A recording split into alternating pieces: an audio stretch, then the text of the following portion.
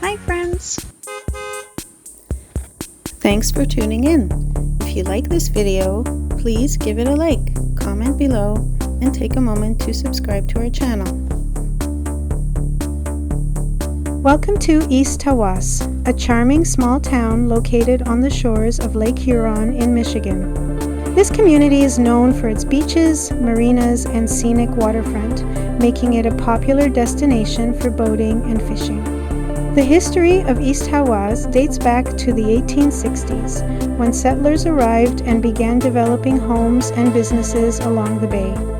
Over the years, East Tawas became a hub for summer tourism, attracting visitors looking to enjoy the lake, parks, and local events.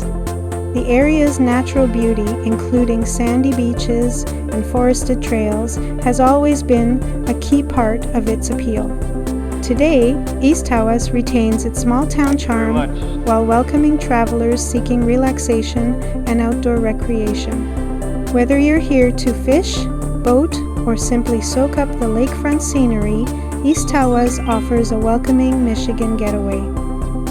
Thank you for joining us on this tour of East Tawas, Michigan.